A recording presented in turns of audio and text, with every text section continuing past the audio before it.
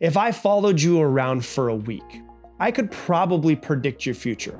Not because I'm so smart or because I have a crystal ball, but because your habits predict your future. Your life isn't random. It's organized perfectly around these principles that you're currently living by, whether you realize it or not. So if you want your life to be different in the future, you must start operating from a different set of principles. And so today I'm just going to give you 7 different ones that will radically change your life if you implement them. Okay, let's dive in. Number 1, radical responsibility. I'm going to say this with as much love in my heart as I possibly can. At some point, you have to grow up. Not age-wise, I mean mentally and emotionally and behaviorally. You have to stop waiting and you have to become an adult, stop blaming other people for what's going on in your life. You've got to stop explaining why things are not your fault. You've got to stop making excuses as to why you don't have the life that you want, as if there is someone else to place the blame on. Because the truth is this, no one is going to come and save you. Your parents are not going to come and save you. Your partner's not going to save you. Your boss is not going to save you. The government's definitely not going to come and save you. There's no perfect opportunity that's coming later on down the road. No one is coming. And I want you to understand this. I don't mean this in a negative sense. What I actually mean is this is power, because now you can finally put yourself into full ownership of your life. I think a lot of people know that they're in charge of their life, but they don't necessarily act like they're in charge of their life. Like they're kind of like dipping their toes in the water. You've got to be fully in, because as I said, nobody's going to come and save you. That means if your life is going to be amazing, it's all on you. Your life is your responsibility. Your habits are your responsibility. Your mindset is your responsibility. Your body is your responsibility. Your results are your responsibility. Even if your childhood happened, your childhood might not have been your fault. So even if it's not your fault, it's still your responsibility to do something with it now. That's what adulthood actually is. I don't think this is ever even really taught to children or teenagers or adults, right? Like a childish adult blames and makes excuses. Real adults take ownership. A childish adult waits for someone to come and save them. A real adult builds the life that they want to. A childish adult avoids doing the hard things. Real adults execute no matter what. You will not get the life that you want by wishing for it. You get the life that you want by working for it, for yourself, for your future, for your family, for your children. You have to understand there's people around you that are watching you all of the time. Your kids, your partner, your team, they're watching how you show up and who you are. And you're either modeling extreme ownership of your life or you're modeling excuses. And whatever you do, understand it spreads. Greatness spreads, but complacency also spreads as well. So you have to decide what kind of standards you want to set for everybody else. You set the tone of your life, because whether you like it or not, you're the one setting it every single day. And we will be right back.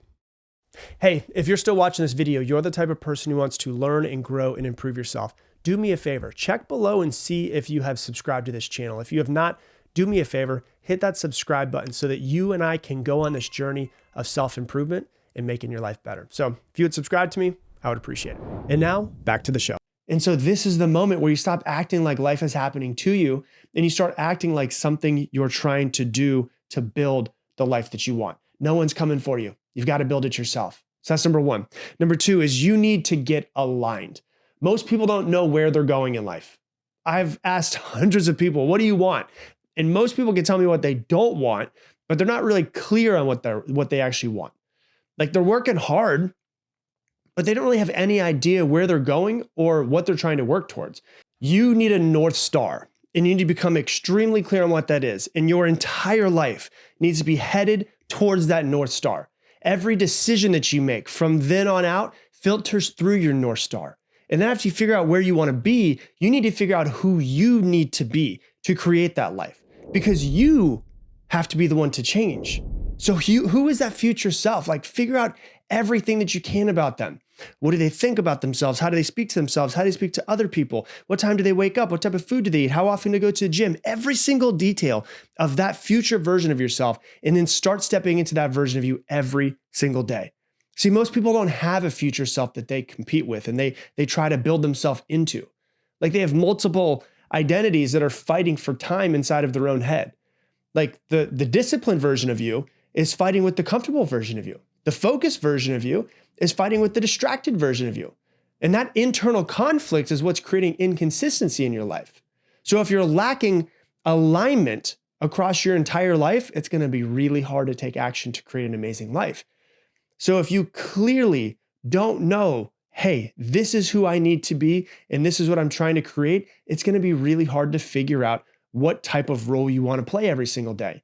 The clarity of your identity removes all of this friction from taking action, because you have to have one dominant self that needs to run the show. Will other old identities try to pop up and take over? Yeah, of course they will. But you need to step back in as your future self and take over. You need to have one dominant future self, not 5 different ones depending on your mood. So then the real question becomes, which version of me do I need to step into right now? And you need to own that decision, right? And so you have to understand, competing identities fighting in your head is going to cause the chaos. You need one identity, and that is the one person that is geared up and aligned with the North Star of what you're trying to create in your life. So that's number 2. Number 3 is you need decision minimization. You don't need to do a million different things. Like if you're tired, you're probably not tired from just doing things. You're also tired because you're deciding things all the time. You have to understand that every decision is not just, oh, I'm making a decision. Before the decision, it requires prediction. It requires planning. It requires a lot of energy because your brain is constantly trying to predict outcomes. It's trying to predict whatever could happen if you go this route or go that route or go this route or go that route. And that prediction burns energy. And so most people are overwhelmed by like internal negotiations. Should I do this thing or should I do that thing? Like, is this the right move? Should I do that move instead? What will people think of me if I do this? What will people think of me if I do this? What if it doesn't work out? It's like just a million different things that's constantly consuming your energy. That loop of just constantly having to make decisions, it'll drain you. So you might be bad at time management, but you also might just be really bad with your decisions being too many decisions you have to make throughout the course of the day. Maybe it's not necessarily time management. Maybe it's you need better decision reduction. And so you have to understand when you start having this identity-based rules of who you are, and you say, okay, this is who I am, like we spoke about in the last one, it eliminates a lot of your decisions. Because when you say, I'm the type of person who does this, the future version of me does this, it ends the debate. I don't need to make any decisions. I'm this type of person. This is what I do. So if you're working off an identity, you're not negotiating with yourself. And less negotiation means more energy and more execution. And so I want you to understand, like I read an article a few years ago that says Jeff Bezos makes 3 important decisions a day, right? Now, obviously we're not worth hundreds of billions of dollars, but can you figure out a way to minimize the 400 decisions that you make every single day to make like 3 to 5 big decisions a day versus constantly multitasking and doing 45 different things? So you're losing a lot of energy. So that's what I would say is minimize your decisions, number 3. Number 4, habit stacking. Habit stacking is just a system to take something that you already do and add a new habit on the back end of it.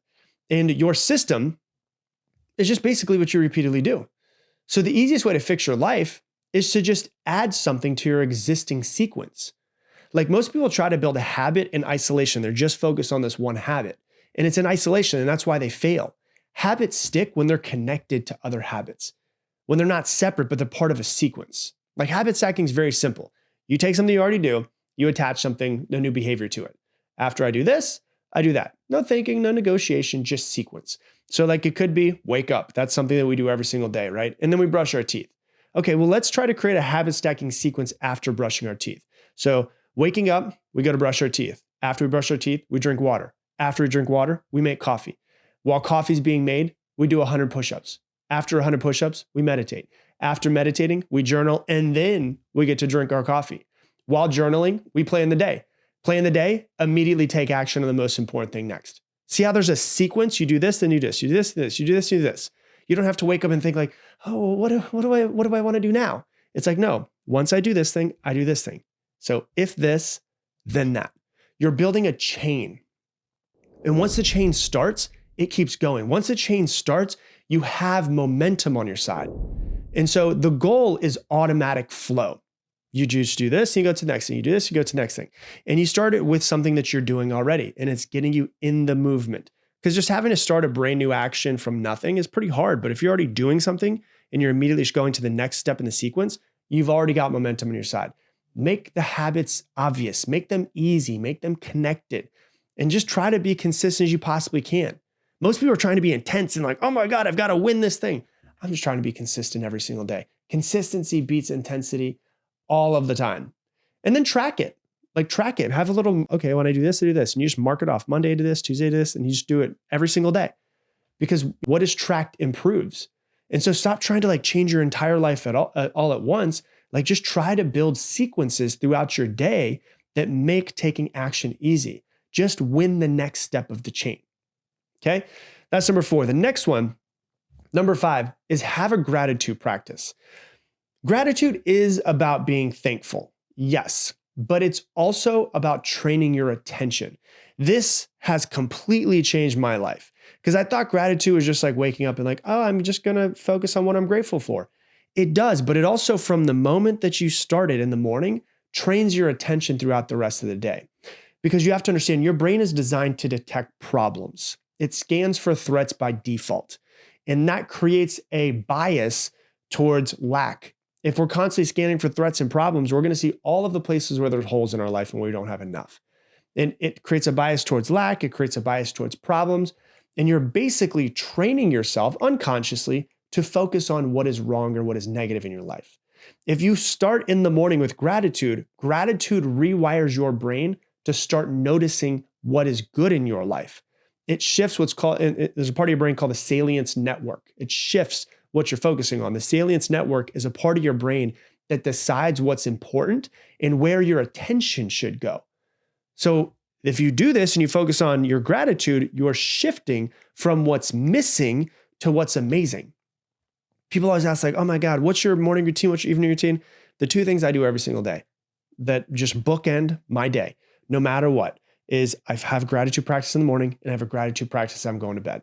That bookends my life. That's how important it is for me. I want it to be the first thing I think about. I want it to be the last thing I think about. Most people think like just asking, what am I grateful for? Yeah, that is important. That's good. But that's also just a surface level. A deeper question that you could even go deeper into is, what am I overlooking? Like, what am I not seeing that is beautiful around me? And you start noticing these things where you're like, you almost have blinders on because you're looking for what's wrong all the time. And it's like, we have blinders to the fact that our lives, they might not be the life you want yet, but it's still pretty amazing. Like I say this to people all the time in like my Mindset Academy where I coach people, but there's probably 7 billion people on this planet that would trade spots with you right now, right? Like our lives are some people's dream life that live in other countries where there's war or famine and all this stuff. And we can't be grateful for it. Like, and so we've got to find our blind spots and say, what am I missing? How can I focus on what I'm grateful for? Because what you consistently notice becomes your reality. Your attention will shape your perception and what you're perceiving in your life. And that perception shapes your experience every single day. So gratitude is not just an emotion. It's also a filter for guiding what you want to focus on every single day. So that's number 5. Number 6, get better with delayed gratification. Delayed gratification is not about willpower. It's about understanding that everything in life has consequences, good or bad. Time will either be your best friend or your worst enemy. 10 years from now, you're going to see the product of all of your decisions over the next 10 years. Wherever your life is, like the life you have will be your decisions. It's the culmination of all of your decisions. And most people are controlled by their present self, and like instant gratification. High-level people are guided by their future self, which is what we talked about earlier, in delayed gratification. Every decision is a trade. You're either choosing comfort now or you're choosing a better life later. You don't get to have both. I wish that we could, but it just doesn't. I've tried to find it for a long time. It doesn't seem to exist. The problem though is that most people overvalue the present moment. Like, and you have to understand, your brain is wired to chase immediate rewards. That's why sugar tastes really good right now, or salty tastes really good right now, or savory, whatever you're into, tastes really good right now. Doesn't mean it's good for your body in the long run. Our brain will chase immediate rewards. Dopamine favors now over later. Like the marshmallow effect that they did with children proved that a long time ago. It's our biology. But we have to be the ones that are in control to actually shift the actions that we take. But your life needs to be built on what you want in your future.